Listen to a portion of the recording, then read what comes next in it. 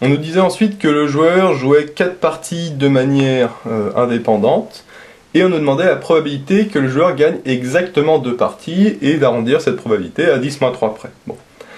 Alors, il joue 4 parties indépendantes, là faut tilter, hein, c'est de la loi binomiale. Forcément, parce qu'il joue 4 parties, donc il joue plusieurs parties, d'accord, de façon indépendante. Bon. Et en plus, on veut le nombre de fois qu'il gagne. Donc ça, c'est les 3 conditions, du coup, pour que on ait une loi binomiale. Donc en fait, bah, on sait que c'est de la loi binomiale, maintenant il n'y a plus qu'à le rédiger. Bon. Alors, le problème c'est qu'ici, on n'a pas de variable aléatoire qui suit une loi binomiale, d'accord? Donc, la petite difficulté ici, comme d'habitude, comme souvent, ça va être de créer une variable aléatoire, on va appeler grand X, qui, elle, va suivre une loi binomiale, il va falloir le justifier.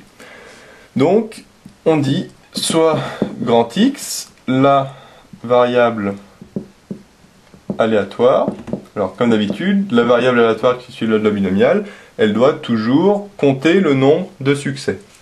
Donc ici, le succès, ça va être de gagner une partie, hein, c'est assez simple à deviner. Donc soit x, la variable aléatoire, comptant le nombre, j'abrège un peu, hein, le nombre de parties gagnées.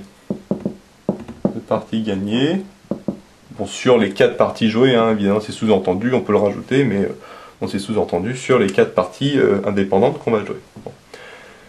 À ce moment-là, il faut donner les 3 choses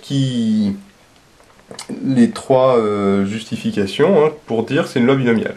La première, c'est que on joue plusieurs parties qui sont les mêmes, on fait plusieurs fois la même expérience. Donc ici, oui, hein, il y a 4 parties identiques. D'accord, 4 parties qui sont les mêmes, parce qu'on nous disait plus haut qu'à chaque fois le jeton qu'on tirait, on remettait dedans, d'accord? Donc à chaque fois on aura toujours un jeton blanc et 9 jetons noirs, et toujours un dé, puis on va faire toujours la même, d'accord? Donc on fait plusieurs fois la même expérience, d'accord? Par 4 parties identiques, de façon indépendante, ça c'est très important, d'accord? Alors ça c'est donné dans l'énoncé, on nous dit que les 4 parties sont indépendantes, mais ça c'est un élément très important, d'accord? Et le troisième élément, c'est on compte le nombre de succès. D'accord? Sachant que le nombre de succès, ici le succès c'est gagner une partie, puisque nous on a dit qu'on comptait le nombre de parties gagnées. D'accord? Donc ça, la conclusion, c'est que x suit une loi binomiale de paramètres n et p. Alors que vaut le petit n? Le petit n c'est le nombre de fois qu'on répète l'expérience. Le nombre d'expériences c'est 4 ici, puisqu'on dit qu'on joue 4 parties. Donc le n c'est 4. D'accord? Ça c'est pas trop dur. Et le P par contre, alors le P c'est quoi? Le P c'est la probabilité de succès. Ici, qu'est-ce qu'on a dit? On a dit que le succès c'était gagner une partie. D'accord? Donc, la probabilité de succès c'est la probabilité de gagner une partie qu'on a appelée P de G, puisque G c'est le joueur gagne, d'accord? Et P de G, on a vu que c'était égal à 7/30e. D'accord? Donc finalement, le P, la probabilité de succès, c'est la probabilité de gagner, et on a vu que c'était égal à 7/30e. D'accord? Donc x suit une loi binomiale, ça s'écrit comme ça, de paramètres n égale 4 et p égale 7/30e. D'accord? Bon. Alors une fois qu'on a justifié ça, donc ça on peut l'effacer, hein, parce que normalement la justification on la laisse, mais là j'ai plus trop de place. Alors, une fois qu'on a fait ça, maintenant il faut traduire notre question, encore une fois, sous forme mathématique, sous forme de probabilité. Bon. Ici, on veut la probabilité, d'accord, de gagner 2 parties. Si on gagne 2 parties, que vaut le grand X? Bah, grand X, c'est le variable aléatoire qui compte le nombre de parties gagnées. Donc si on gagne 2 parties, bah, le grand X, il vaut 2. Hein. Bah, ça, c'est pas trop compliqué, on gagne 2 parties, or X, ça compte le nombre de parties gagnées. Donc du coup, bah, le X vaut 2. D'accord? Alors, pour calculer P de X égale 2, comme d'habitude, on applique la formule de la loi binomiale. C'est P de X égale K parmi N, P puissance K, Q puissance N moins K. D'accord? Ici, le N, il vaut 4. D'accord? Le P, il vaut 7/30e, ça on l'a vu. Et le Q, alors le Q, c'est 1 moins P.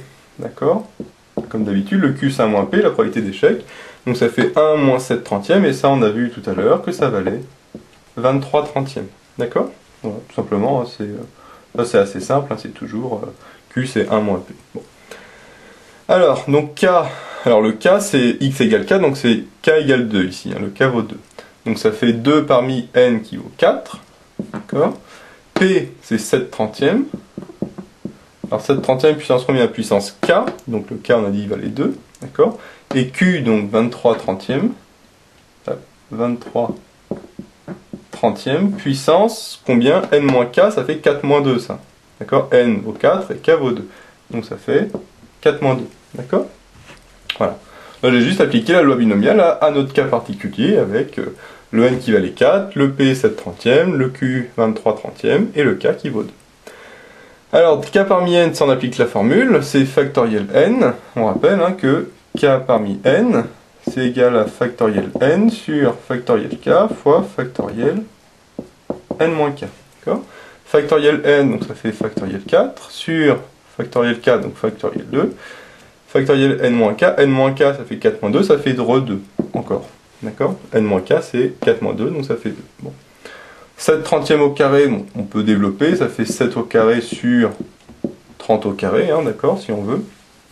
Et 23 sur 30, alors 4-2 ça fait aussi 2, d'accord, donc ça en fait aussi 23 au carré sur 30 au carré, d'accord, puisque 4-2 ça fait 2, donc ça fait 23 puissance 2 sur 30 puissance 2. Alors, factoriel 4 sur factoriel 2, alors factoriel 4 c'est 1, 2, 3, 4, d'accord, et là factoriel 2, celui-là, c'est 1 fois 2, donc ça va se simplifier, je ne développe pas parce que c'est vraiment du calcul très simple, et on voit qu'au-dessus, là, si on simplifie ça et ça, en haut il va rester 3 fois 4, d'accord, puisque 1 fois 2, ça va se simplifier avec le factoriel 2, 1 fois 2 d'ici, d'accord. Par contre, il ne faut pas oublier qu'il reste un autre factoriel 2 ici, qui est égal à 1 fois 2, et 1 fois 2, ça fait 2, d'accord. Et ça, je vais le laisser comme ça, parce que de toute façon, ça ne se simplifie pas vraiment. 7 et 23 avec le 30, ça ne se simplifie absolument pas. Donc, alors, plutôt que de les mettre comme ça, on peut les laisser sous forme de fraction, hein, parce que ici, ça ne va absolument rien changer. Donc, du coup, je vais le laisser comme ça. D'accord. Voilà. Bon, alors après, de toute façon, il demandait la valeur approchée à 10-3. Donc, on est obligé d'utiliser la calculette, hein, sauf si vous savez faire de tête 7 trentièmes au carré fois 23 trentièmes au carré. Mais bon, ça serait assez étonnant. Alors ici, le 4 divisé par 2, ça fait 2. Hein, on peut le simplifier, si on veut. Voilà, mais bon. De toute façon, on est obligé de prendre la calculette pour donner la valeur arrondie à 10-3 près. Et normalement, on trouve 0,192. Voilà. Bon, le résultat ici n'est pas très important, de toute façon c'est que de la calculatrice, hein, le plus important c'est tout le raisonnement qu'il y avait avant. Bon. Mais de toute façon on voit que ce calcul-là est simple, d'accord. Ce qui était plus dur c'était ce qu'il y avait avant, c'est-à-dire de poser soi-même une variable aléatoire qui allait suivre une loi binomiale, d'accord. Mais il y avait des pistes, d'accord, puisqu'on nous disait qu'on jouait 4 parties, donc plusieurs parties, et de manière indépendante, voilà. Donc là, faut tilter et se dire, ah bah tiens, ça ressemble à de la loi binomiale, comme souvent, d'accord. Bon. Après, une fois qu'on avait posé notre variable aléatoire x, bah, fallait justifier qu'elle suivait une loi binomiale, d'accord, avec de trouver les paramètres n et p, on a vu que c'était pas trop dur. Et puis enfin, il fallait traduire, là encore une fois, l'énoncé, donc la probabilité de gagner exactement 2 parties, sous forme de probabilité avec x, mais bon, c'était pas trop dur, parce que si on gagne 2 parties, ça veut dire que le x y vaut 2, puisque x compte le nombre de parties.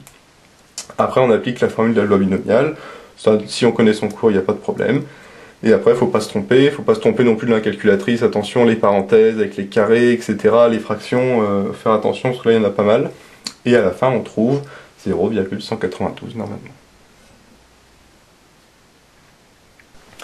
On nous demandait ensuite le nombre minimal de parties que le joueur doit effectuer pour que la probabilité d'en gagner au moins une soit supérieure à 0,99. Bon, alors, on se dit, oula, qu'est-ce que ça veut dire tout ça? En fait, on va voir que c'est très simple, et c'est comme d'habitude, le plus dur, c'est de traduire l'énoncé sous forme mathématique. Une fois qu'on aura fait ça, on va voir que le calcul est très basique, et c'est quelque chose qu'on fait assez souvent.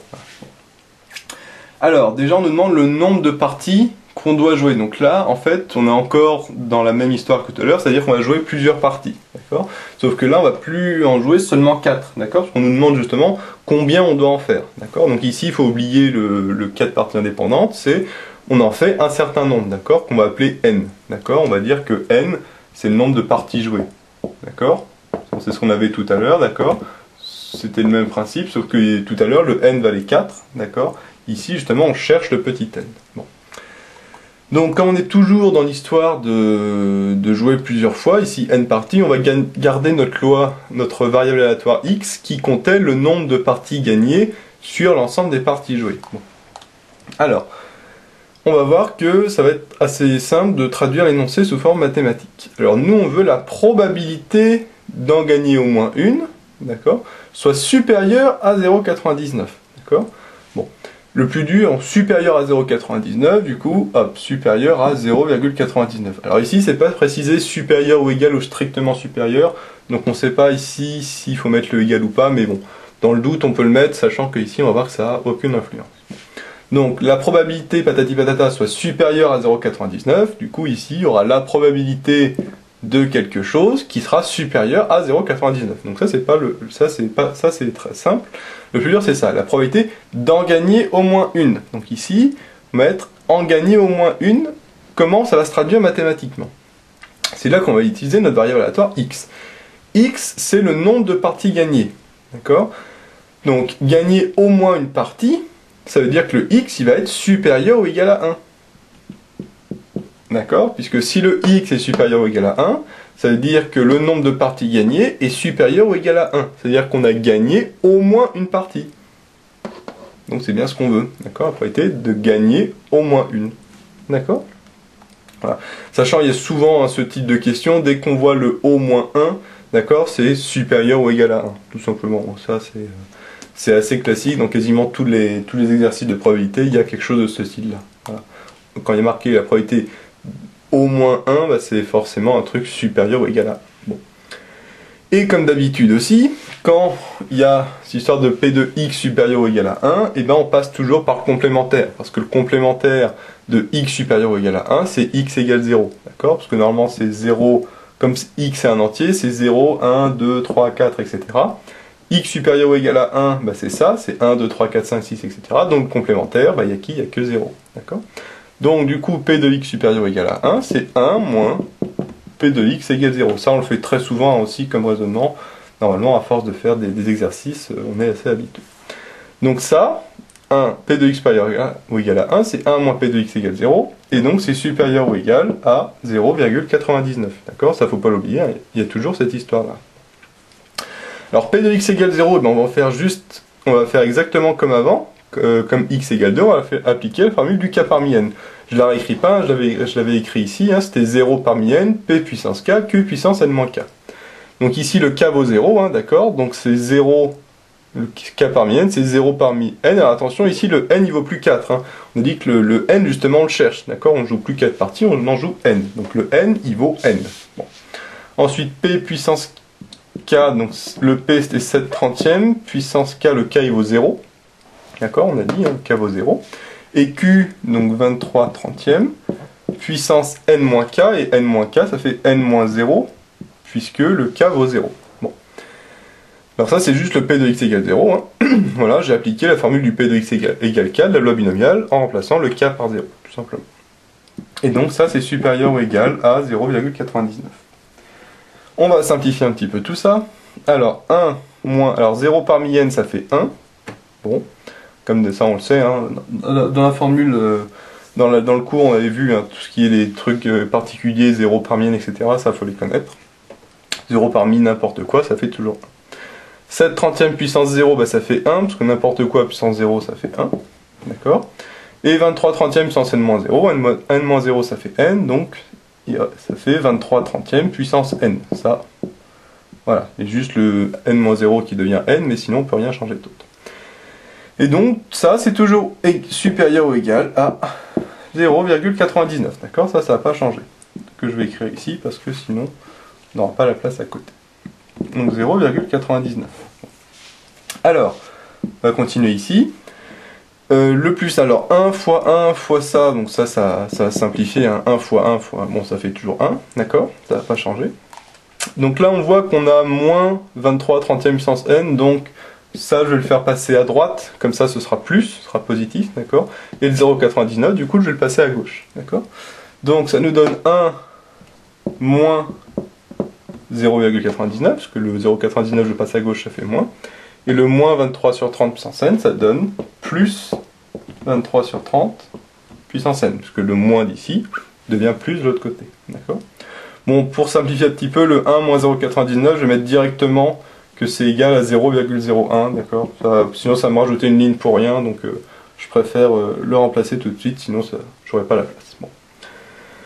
Alors, maintenant, comme d'habitude, le n est en puissance et on veut l'isoler. Donc qu'est-ce qu'on fait? On applique la fonction ln, ça aussi, dès qu'il y a comme ça, ce genre de calcul est assez classique, et très souvent, le n est en puissance, et donc, pour le faire descendre, entre guillemets, on applique la fonction ln. Donc c'est parti, on applique la fonction ln, bien sûr, à gauche et à droite. Donc ça fait ln de 0, 0, 1. Et ici, ça me donne ln de 23/30e puissance n, d'accord? Bien sûr, comme d'habitude, il faut justifier, parce qu'on a appliqué la fonction ln, d'accord? Donc il faut justifier que la fonction qui a x associe ln de x est croissante, d'accord? Donc comme elle est croissante, on ne change pas le sens de l'inégalité. Parce que si la fonction ln était décroissante, et bien ici, l'inégalité, elle changerait de sens, d'accord?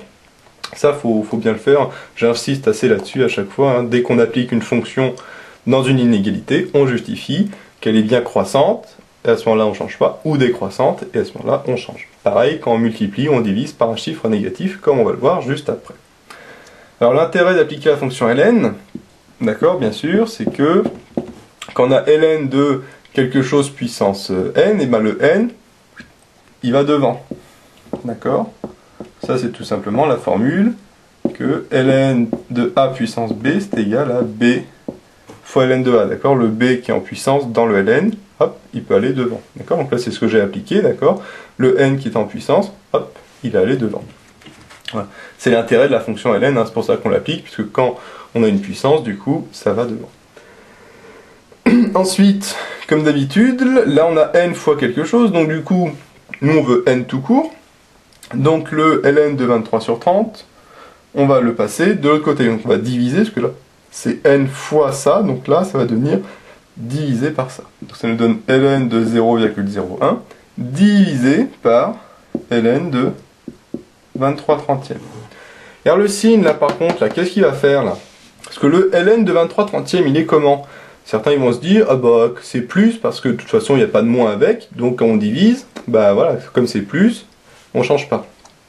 Et non, bien sûr, comme d'habitude, il y en a énormément qui se trompent à ce niveau-là, puisqu'on rappelle que la fonction ln, elle est comme ça, d'accord? En 1, elle vaut 0, d'accord? Et donc, entre 0 et 1, elle est négative, d'accord?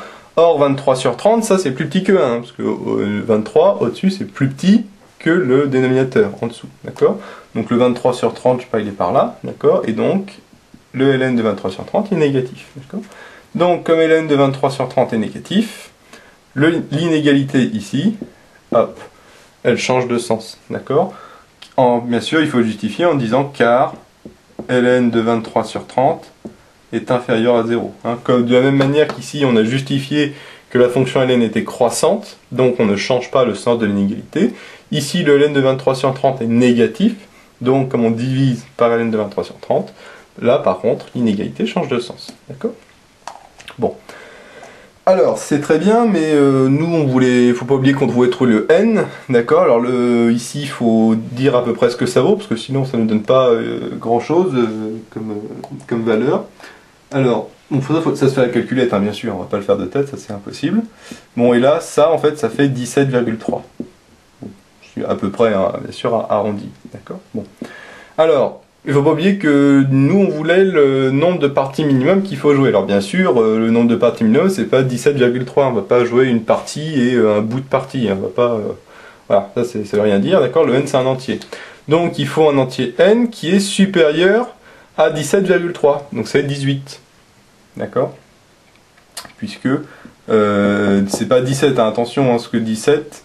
c'est pas plus grand que 17,3. D'accord? Le n, il est supérieur à 17,3. Et l'entier le plus petit supérieur à 17,3, bah c'est 18. D'accord? Voilà. Donc il faut jouer au moins 18 parties pour être sûr de gagner. D'accord? Enfin, pas pour être sûr de gagner, mais pour que la probabilité d'en gagner au moins une soit supérieure à 0,99.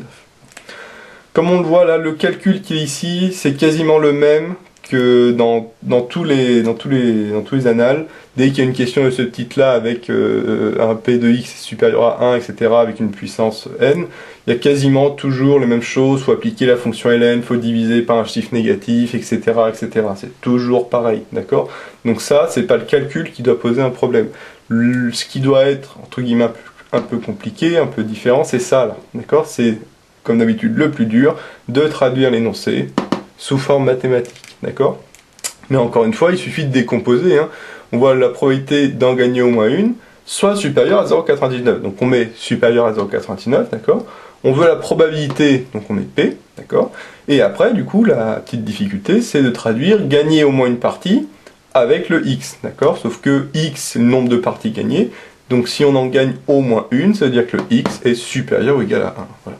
Donc c'est pas le plus compliqué, voilà. Puis après, est-ce que le reste du calcul est assez simple, hein, comme d'habitude, P de X supérieur ou égal à 1, on le transforme 1 moins P de X égale 0, on applique la formule, etc., etc., et puis à la fin, on trouve ce qu'il faut.